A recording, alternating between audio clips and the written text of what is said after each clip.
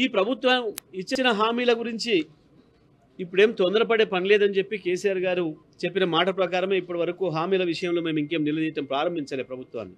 కానీ ఈ ప్రభుత్వం కొత్తగా సృష్టించిన సమస్యలు, ప్రజల్ని పెడుతున్న ఇబ్బందులు, ప్రభుత్వ నిర్ణయాల వల్ల, అధికారుల అత్యుత్సాహం వల్ల, పోలీసులకు మీరిస్తున్న డైరెక్షన్ల వల్ల, వాటి తప్పుల వల్ల జరుగుతున్న ఇబ్బందుల్ని ప్రజల దృష్టికి తీసుకురావాలని చెప్పి బీఆర్ఎస్ పార్టీగా మేము ప్రయత్నం చేస్తున్నాం. ప్రధానంగా హైడ్రా పేరు మీద ప్రజల ఇల్లు కూల్చింది కావచ్చు, మూసి ధనదాహంతో ఇతరులకు భూదాహాన్ని తీర్చడం కొరకు రేవంత్ రెడ్డి ప్రభుత్వం చేసిన ప్రయత్నం, దాంతోపాటు లగచర్ల ఇతర ప్రాంతాల్లో రైతుల భూములు గుంజుకోవడానికి ప్రభుత్వం ఏదైతే ప్రజల మీద దాడి చేస్తుందో, ప్రజల్ని హింస పెడుతుందో, ఈ విషయంలో మేము బయట పోరాటం చేసినాం. ఆ రైతులకు మద్దతుగా నిలబడ్డాం. ఇవాళ శాసనసభలో కూడా ఏదైతే మొన్న లగచర్ల రైతులకు బేడీలు వేసినరో, ప్రత్యేకించి ఒక రైతు గుండెపోటు వస్తే స్వయంగా ప్రభుత్వ ఆసుపత్రి హైదరాబాద్కు తీసుకువెళ్ళండి అని చెప్పి, ఇంకా మంచి వైద్యం అవసరం ఉంది అని చెప్పి రికమెండ్ చేస్తే ఏకంగా బేడీలే వేసి తీసుకొని వస్తున్న సందర్భం. తను గుండె నొప్పితోని నడవడమే కష్టమైన పేషెంట్కు బేడీలు వేసిన ప్రభుత్వం. ఒకవైపు ముఖ్యమంత్రి గారేమో జైపూర్లోనో ఉదయపూర్లోనో విహారయాత్రలు చేస్తున్నాడు. ఇంకొక వైపు ఇక్కడ ఆయన పోలీసులేమో ఆయన ఇచ్చిన ఆదేశాల మేరకు లగచర్ల రైతులకు బేడీలు వేసి ఆసుపత్రిలో తీసుకుపోయే పరిస్థితిలో ఉంది. ఇది ఇవాళ ఈ రాష్ట్ర ముఖ్యమంత్రి, ఈ రాష్ట్ర ప్రభుత్వం చేస్తున్న పని. రైతులకు బేడీలు, ముఖ్యమంత్రులు, మంత్రులు విహారయాత్రలు, ఇది ఇవాళ జరుగుతుంది ఈ రాష్ట్రంలో. మేము ఇవాళ ఈ సమస్య యొక్క ప్రాధాన్యతను దృష్టిలో పెట్టుకొని ప్రభుత్వం దృష్టి తీసుకుపోవాలని, అది చర్చ చేయాలని చెప్పి మేము ఇవాళ శాసనసభలో వాయిదా తీర్మానం అడిగితే ప్రభుత్వం పారిపోయింది. ఆ చర్చను తీసుకోవడం ఇష్టం లేక, జరిగిన వాస్తవాలను వినడం ఇష్టం లేక ఈ ప్రభుత్వం పారిపోయింది. మీరు శాసనసభలో మందబలం ఉందని, స్పీకర్ గారు మీ చేతిలో ఉన్నాడని శాసనసభ నుంచి పారిపోయినా ప్రజాక్షేత్రం నుంచి పారిపోలేరు మీరు. మేము స్పీకర్ గారికి పదే పదే విజ్ఞప్తి చేసినాం. మీరు స్పీకర్గా కూర్చున్నప్పుడు మీరు కాంగ్రెస్ పక్ష నాయకుడిని, కాంగ్రెస్ శాసనసభ్యుని అనే విషయం మర్చిపోవాలి. ఇది ఎక్కడైనా ఉన్నదే, ప్రపంచంలో, భారతదేశంలో, అన్ని రాష్ట్రాల్లో ప్రతి చోట ఉన్నదే. ఒకసారి మీరు స్పీకర్ అయిన తర్వాత కాంగ్రెస్ పార్టీ పక్షపాత వైఖరి చేయడం, ప్రభుత్వ పక్షపాత వైఖరిలో ఉండడం సరైనది కాదు.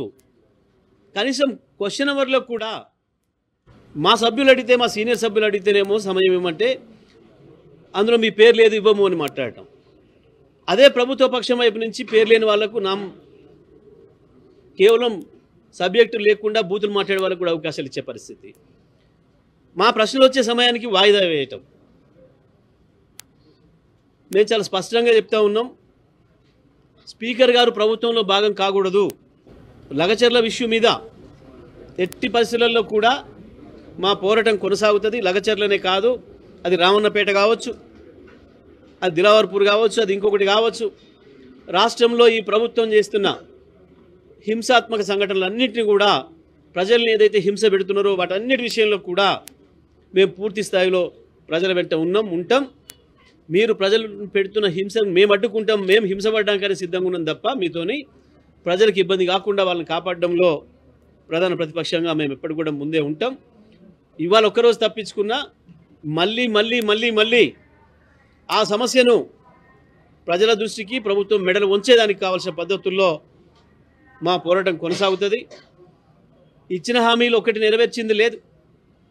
ఒకవైపు కొనుగోలు సోయి లేదు. ఉత్తనే నోటికొచ్చిన లెక్కలు ఎవరికి దోషం తీరుగా మాట్లాడుతున్నాడు. మేము ప్రభుత్వాన్ని డిమాండ్ చేసినాం, ఇప్పటి వరకు రైతుల నుంచి మీరు సేకరించిన ధాన్యం ఎంత అని. సేకరించిన ధాన్యం లెక్క తెలియదట, కానీ 1,53,00,000 టన్నులు పండుతుంది అని చెప్తున్నారు. ఎక్కడి నుంచి వచ్చిందో తెలియదు, ఏ కాకి చెప్పిందో ఈ లెక్క ఎవరికి కూడా తెలియదు. కాకుల లెక్కలు మాట్లాడుతున్నారు. మేం ఒకటే మాట చెప్తున్నాం, ఈ ప్రభుత్వం పిరికి పందలాగా పారిపోతుంది శాసనసభ నుంచి. ప్రజల సమస్య ఏది తక్షణ సమస్య వచ్చినా దాని నుంచి తప్పించుకోవడం కొరకు రకరకాల పద్ధతుల్లో మమ్మల్ని అణచివేసే ప్రయత్నం చేస్తుంది. అయినా మేము ఎట్టి పరిస్థితుల్లో వదిలేది లేదు. ఆ లగచర గిరిజన రైతుల తరఫున మా పోరాటం కొనసాగిస్తూనే పరిస్థితులలో కూడా శాసనసభ ఉన్నన్ని రోజులు శాసనసభలో చర్చకు తెచ్చే ప్రయత్నం చేస్తాం.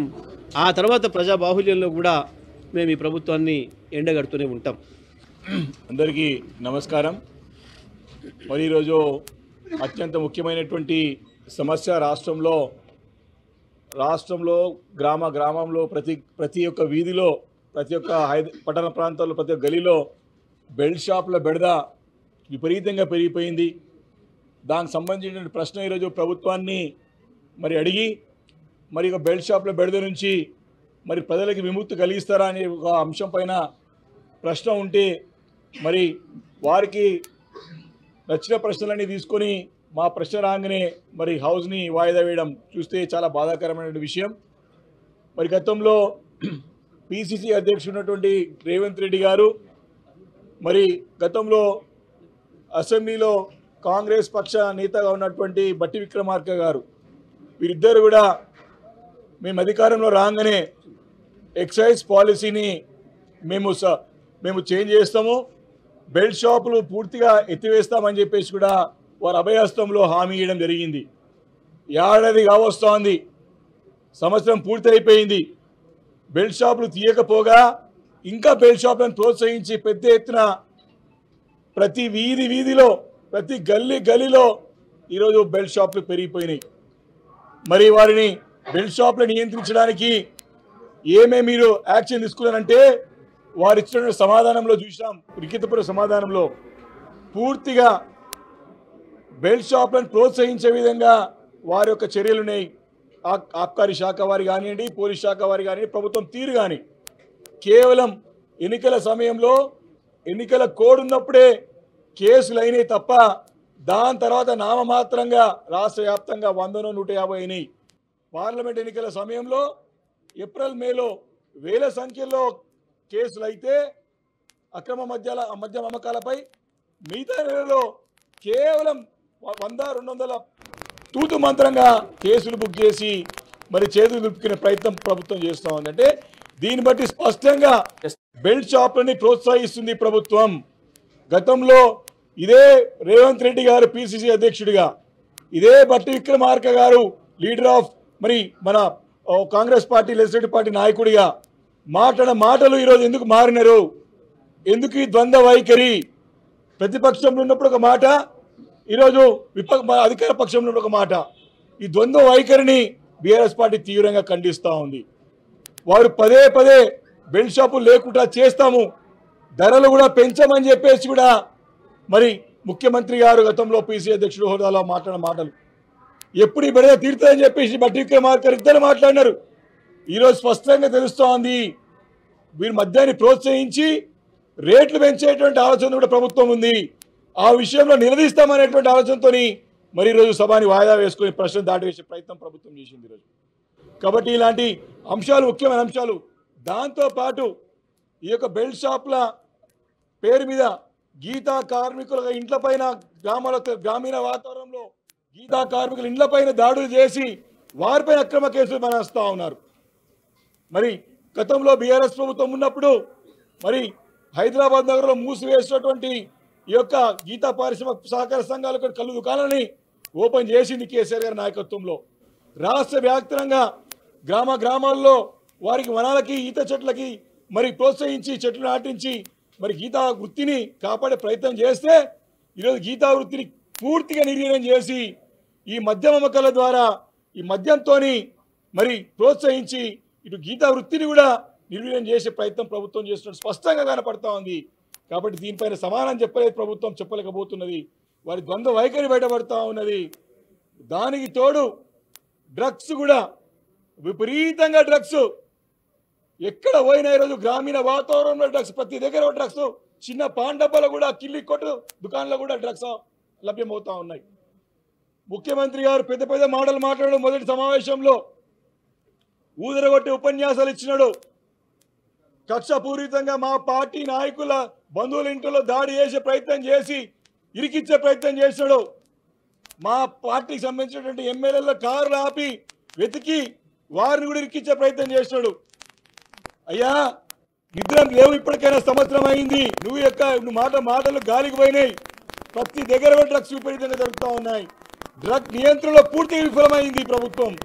కాబట్టి ఇలాంటి అంశాలను కూడా ప్రశ్న అడుగుతామని ప్రభుత్వంని టీఆర్ఎస్ పార్టీ గొంతు నొక్కే ప్రయత్నం చేస్తూ ఉంది ఈరోజు ప్రభుత్వం అని చెప్పి ఈ సందర్భంగా మనవి చేసుకుంటూ, మరి ఈ యొక్క ప్రభుత్వం ఒక వైఖరిని తప్పకుండా తీవ్రంగా టీఆర్ఎస్ పార్టీ ఎండగడుతుంది.